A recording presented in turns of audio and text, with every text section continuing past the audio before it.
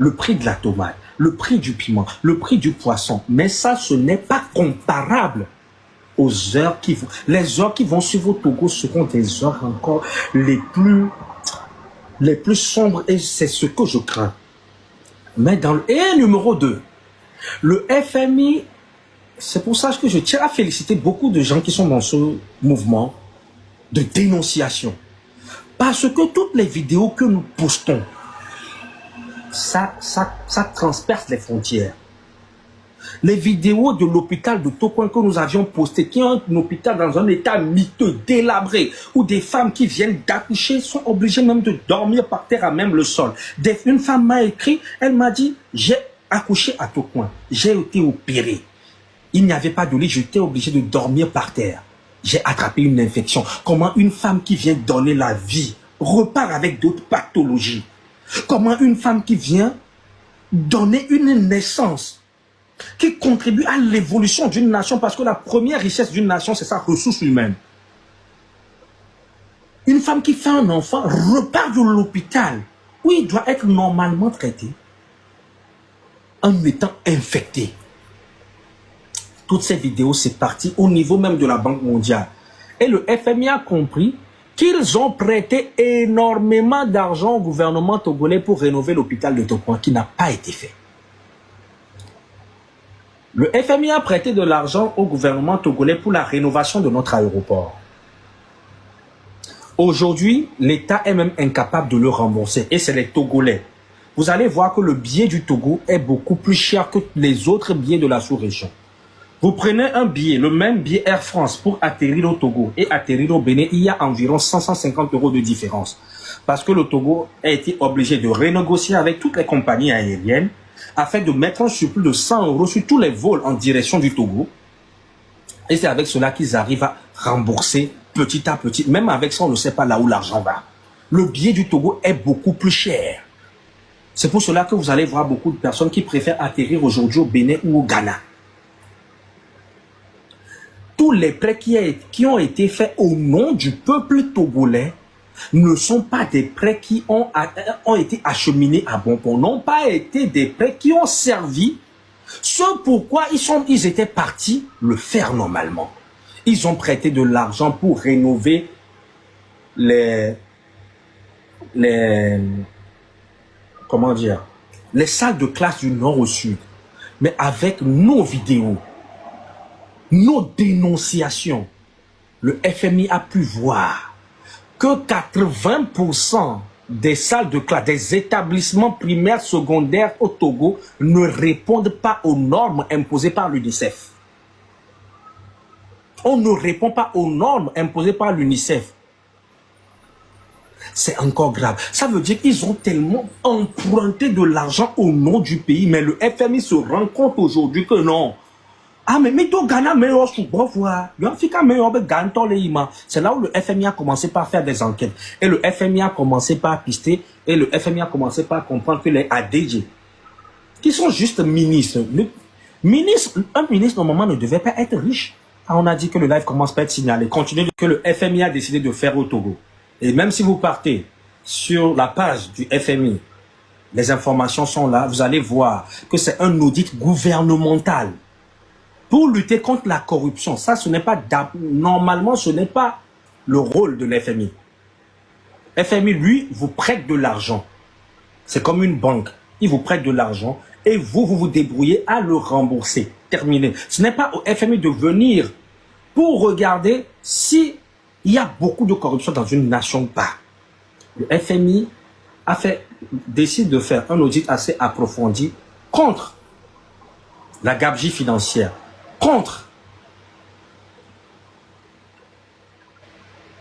la mauvaise gouvernance, contre le fait qu'ils ont prêté énormément d'argent au Togo et qu'ils ne sont pas en train de le voir. Et je donnais des exemples factuels de par vos vidéos. C'est pour ça que je veux profiter aussi de l'occasion pour vous dire, ne vous arrêtez pas. Si vous alliez quelque part, vous voyez des choses qui se présentent être anormales pour vous, faites des vidéos, envoyez-les nous. Nous allions mettre l'accent sur ça et le montrer aux yeux du monde. Les vidéos que vous aviez faites à l'hôpital de Tokoin, pour nous envoyer. Cette vidéo a circulé et est partie au sein de l'FMI, au sein de la Banque mondiale. Ils ont compris qu'ils ont prêté énormément d'argent au gouvernement togolais pour rénover cet hôpital. 1.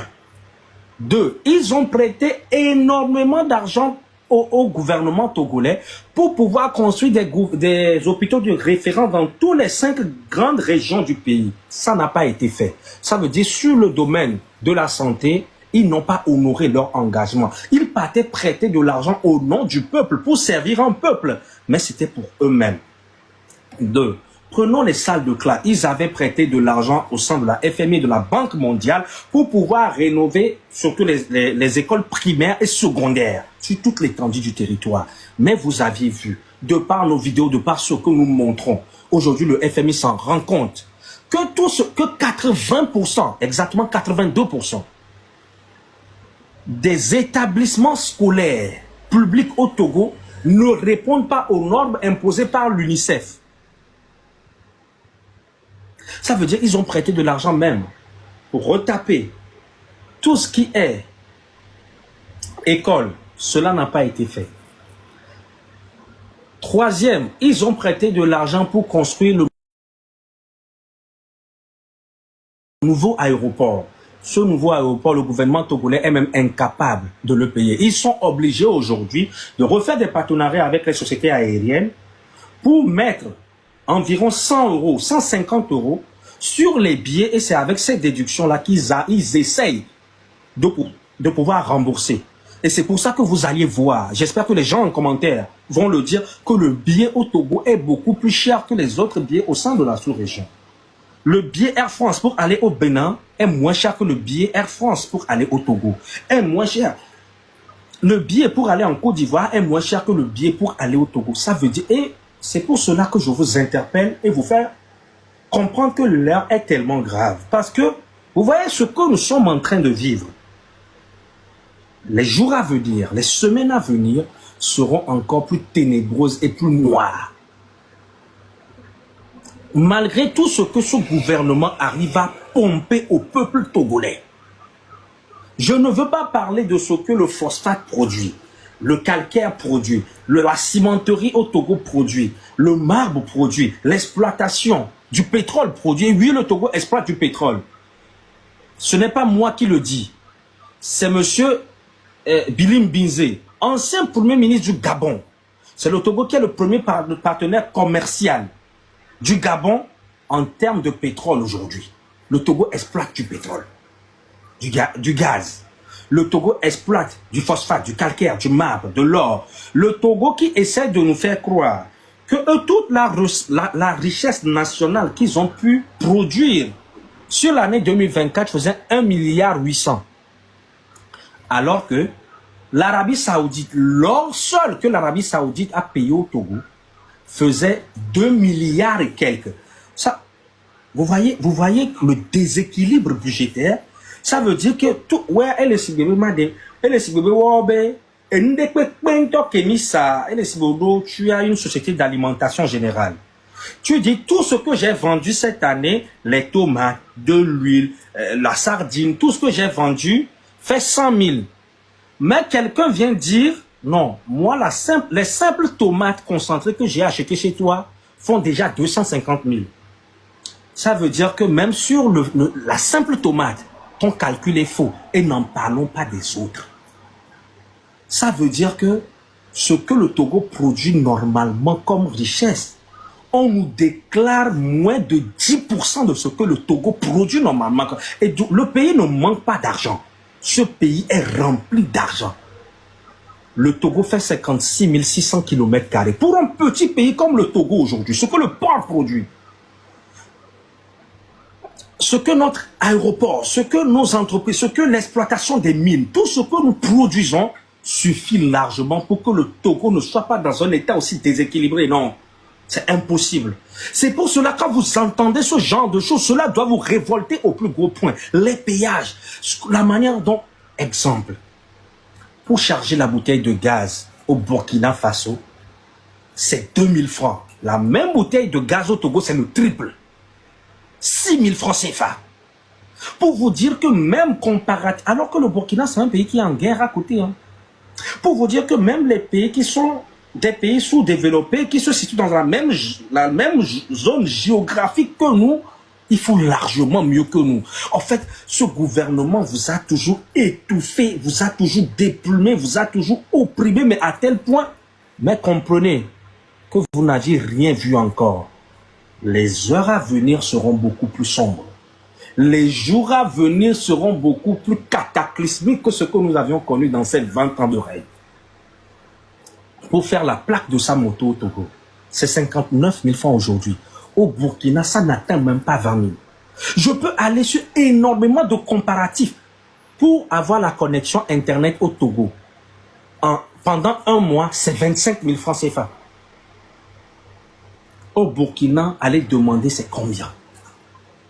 Nous pourrions aller encore sur des comparatifs et des comparatifs pour vous dire que pour un pays aussi en lambeaux, et le Togo, c'est un désordre bien ordonné, c'est un Capharnaüm, voilà. C'est un Capharnaüm qui ne dit pas son nom. Le FMI décide de faire une audit gouvernementale. Et pour faire une audit même dans la poche de de ceux qui nous gouvernent. Parce que le FMI a compris que nous avions énormément prêté de l'argent à ce peuple, mais le FMI se touche. Le FMI sait, parce qu'il connaît le salaire, le SMIC, le niveau de vie de toute une nation. C'est le Fonds monétaire international.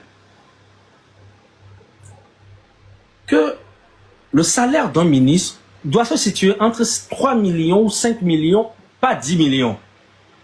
Mais le FMI se demande comment un ministre qui gagne 5 millions de francs CFA, qui fait 10 000 euros, ou 10 000 $, comment ce ministre peut avoir jusqu'à 300 millions de dollars dans un paradis fiscal au Panama? Comment M. Adedji, un simple ministre, un président de l'Assemblée nationale, où est-ce qu'il a trouvé l'argent pour investir dans une société immobilière en Europe? Comment ça se fait? C'est des rapports qui ont été faits. Ils sont dépassés. En fait, c'est pour ça que je dis que le problème du Togo, vous le prenez, vous le tournez dans tous les sens, vous ne pourriez pas les comprendre. Et dans ça, le Togolais trouve encore le moyen de dire, mais quel avama. Mais nous ne pourrions pas tomber plus bas que ça. Nous ne pourrions pas avoir un règne aussi cataclysmique, aussi désordonné, un règne aussi désespérant que le règne de M. Faure Gnassingbé.